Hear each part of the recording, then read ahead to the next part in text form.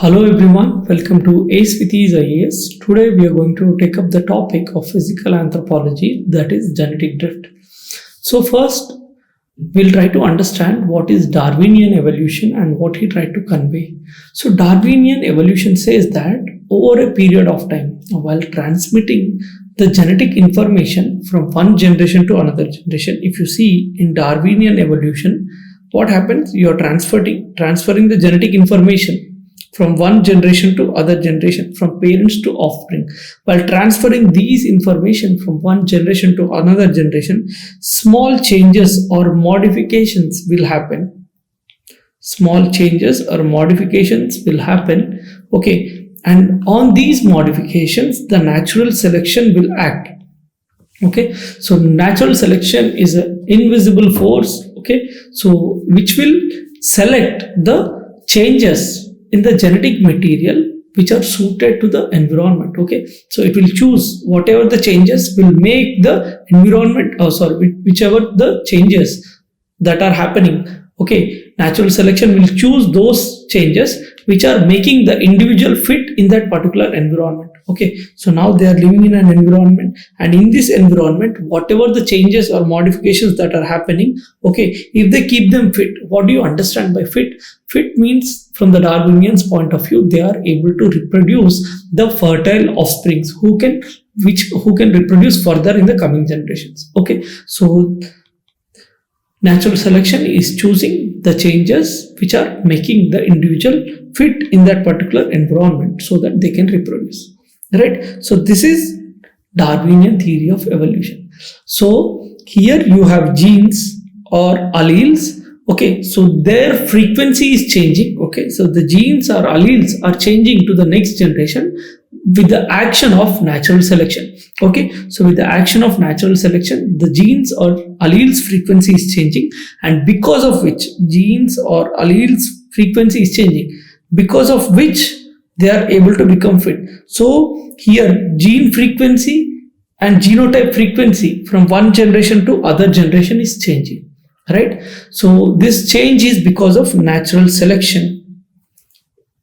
Clear? Right? Darwinian evolution says that the change in the gene or genotype frequency because of the action of natural selection to suit to the environment so that they are fit in that particular environment. Right? So this is natural selection and the Darwin's theory. Now coming to the genetic drift. Genetic drift is nothing but, okay, so it is the drift. That means the change in the genes. Genetic drift is nothing but change in the gene or gene frequency.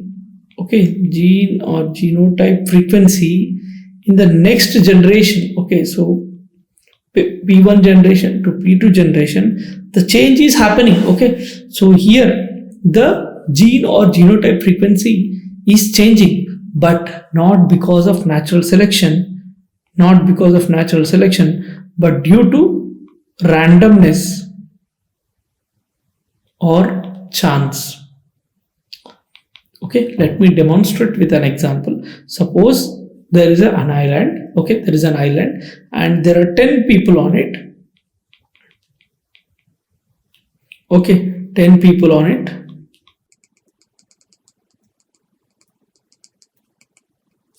Okay, so there is an island and there are 10 people on it, and three of them are having alleles which are unfit. Okay, so which are unfit or not optimally fit. Okay, so they're not optimally fit. Okay, now what will natural selection do? While transferring the genes from one generation to other generation, it will only choose which are fit, right? But now, because of some tsunami or earthquake or any other natural disaster, randomly these all people have got died. Okay, so these all people have died in the process of this natural disaster. Now who are left? These 4 people have been left. Out of that, 3 are unfit or optimally fit. Okay, so they're not optimally fit or unfit. Now what happens? Since there are only 4 people and these 4 people has to give rise to the next generations. So now the gene frequency was G1 previously. Now when these 3 people are only alive and they are giving rise to new birth, okay, so newborn children in the next generation, the gene frequency is different. So the change in gene frequency, it is not because of any natural selection, but it is happening in random.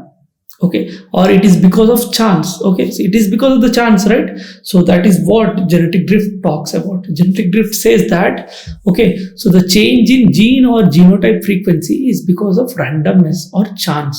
Okay, so now other example I'll give you, that I've told you there are 10 people and out of this 10 people 4 are affected.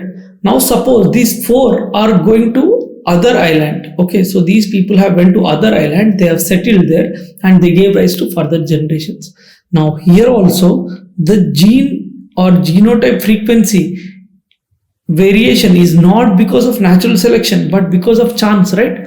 Okay, these people went there, that's why the unfit genes are also being transmitted to the next generation. Or else if the fit people go there, then also the fit will be transferred. So here no forces or no natural forces are acting. Okay, sorry, no natural selection is acting, rather it is because of randomness. Okay, so based on who will go and settle and they will give rise to those genotypes.